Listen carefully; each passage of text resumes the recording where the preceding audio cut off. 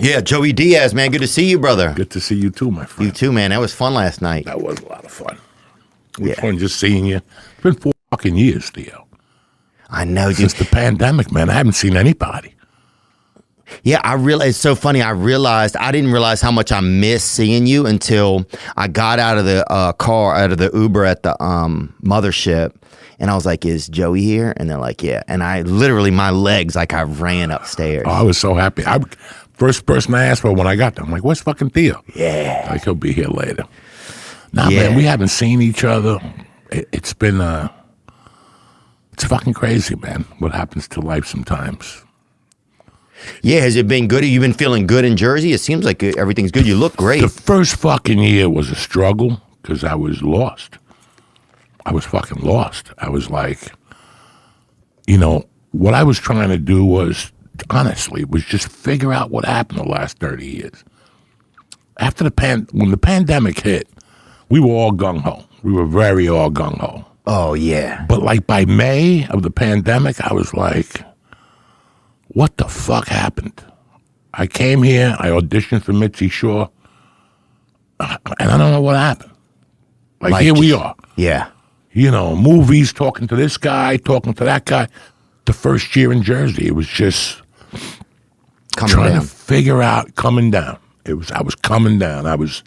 I had committed to coming down and seeing what life was like with the fucking and the sticks, and started going to softball games and basketball games with my daughter. And were you playing or you were just coaching or what? Nah, I don't even coach. I just sit there, I get high, and I sit there and watch. Oh, yeah, but still. Bunch of fucking girls. It's so funny. I used to go to my father-in-law's house in Nashville.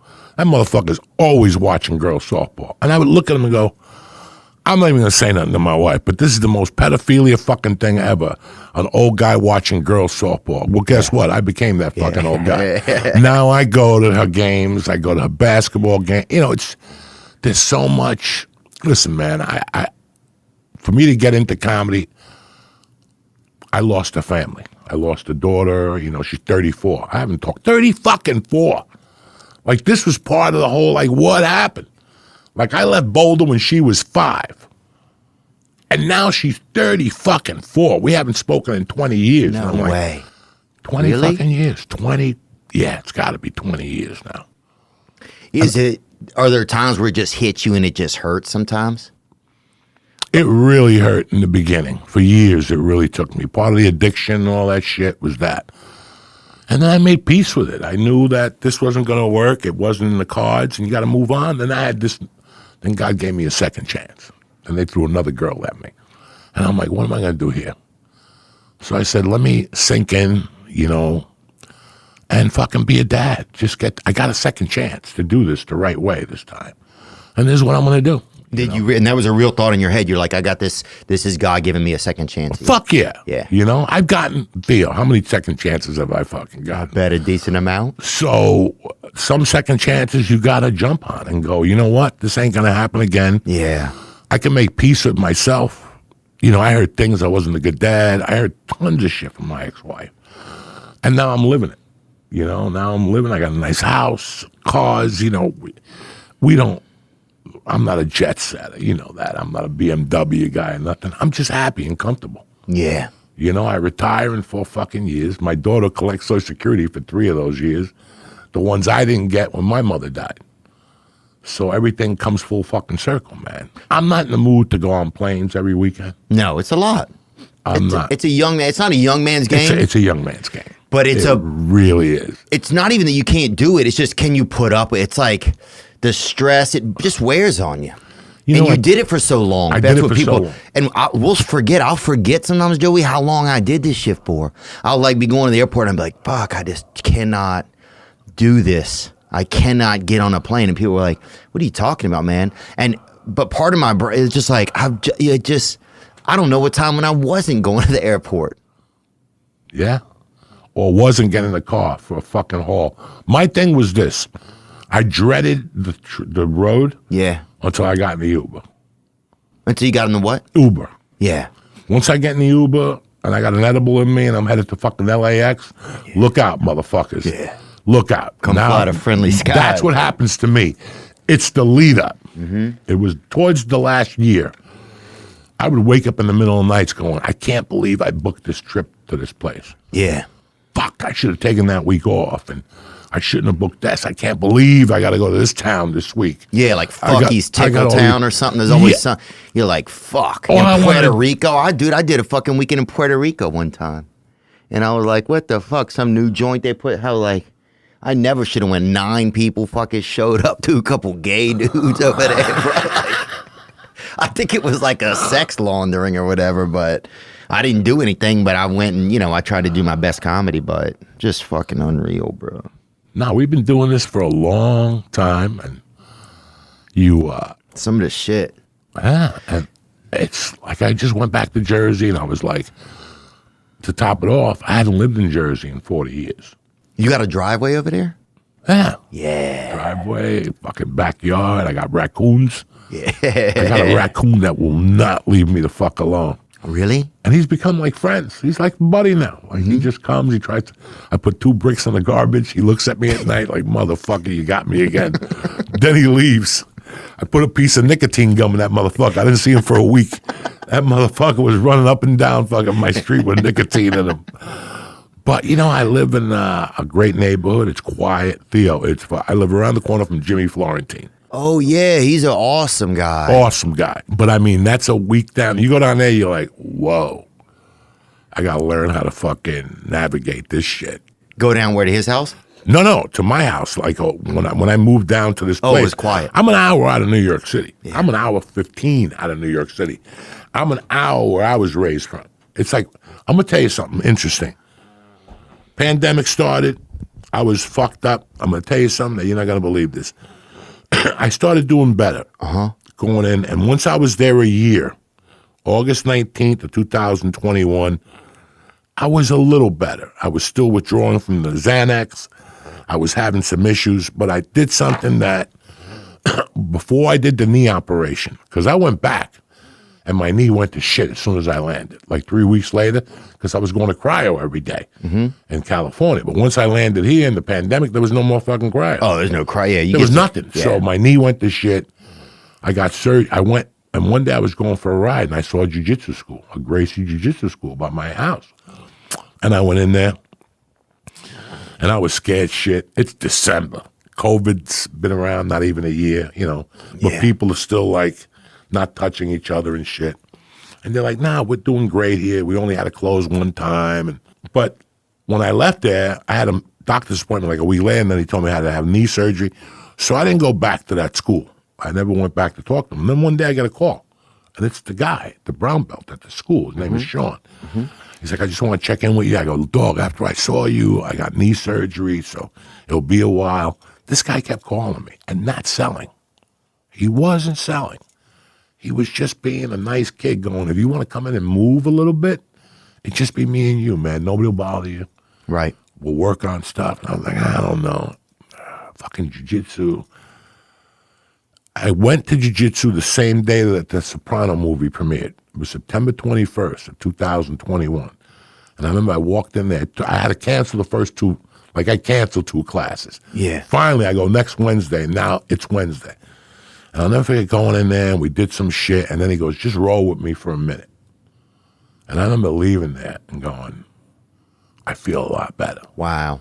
Just human touch with Contact. somebody else. I'm not gay or nothing, but just that touch of him fucking submitting me and grabbing me. And I was like, I feel. And then I went to the premiere that night, and I was fucking COVID conscious. I'm like, I'm going to sit at the Beacon with 2,000 fucking people to see this movie. We're going to get COVID. Yeah. It wasn't even that. When I got out, the driver dropped me on the corner of the Beacon, and I was in a corner with 500 people. And they were all like touching me and shit. And I remember walking out of that circle going, if I don't get COVID now, I'll never get it. Went to the movie theater, didn't even go to the premiere party. Yeah. Just saw the movie with my family and some friends. I didn't even go to the party.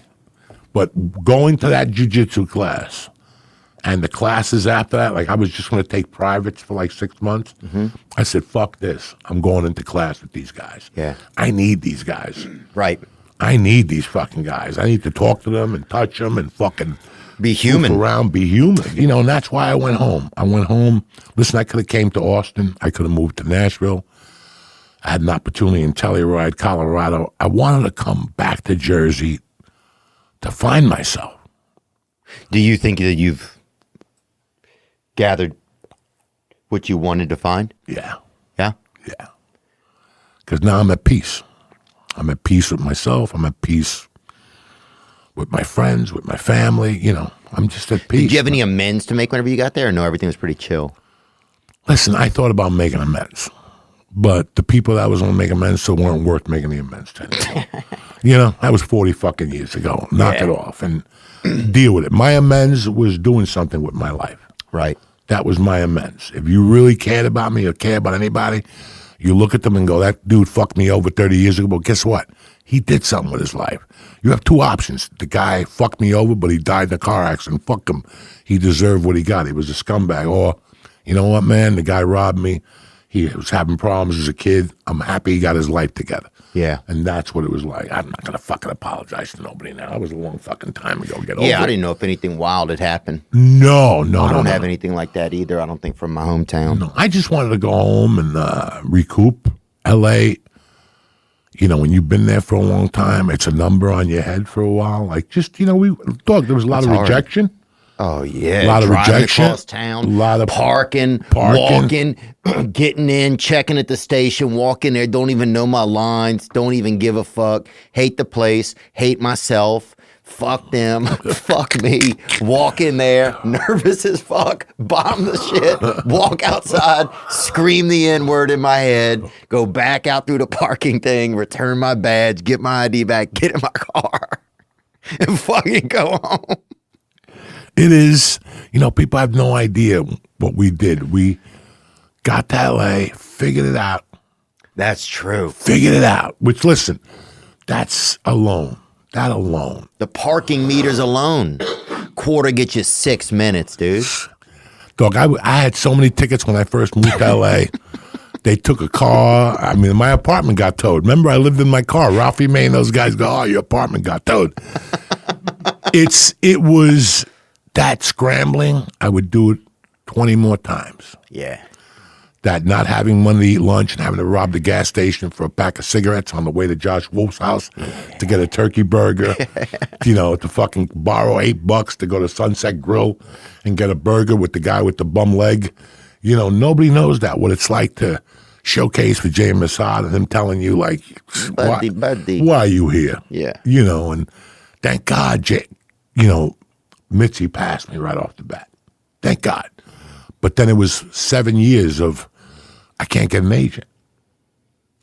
And you can't do this, and you can't do that. Yeah. And most people would have quit, Theo. We did something that a lot of people just can't handle. They move back, and they go, you know what, it wasn't for me. And I understand that. I fucking definitely understand that. But for me, I think it was time to move on to a next chapter. I'm trying to find what that chapter is now. You know, You wrote a book. wrote a book. That was cool, man. I feel bad that I haven't even read it, but I did just order it today. I didn't even know that you had written it, I don't think. Actually, you know what? I think when I did your podcast last time over Zoom, I think you remember telling me that you had done it. But that's awesome. Tremendous. I was trying to write that book for fucking 20 years. I know a lot of comics always have that book milling around in them, And then I kept writing and making notes, and then I kept trying to hook up with a writer. Tremendous. And then I hooked up with Jimmy Florentine's niece. Really? Yeah, his young niece, and she fucking helped me. And listen, man, we sold some copies. We made it to number 9 on the audiobook in New York Times, which for a dirty comic and a criminal, it's not too fucking bad. Rocky got that cock Rocky on him, got baby. that cock on him, Let's motherfucker. go, dude.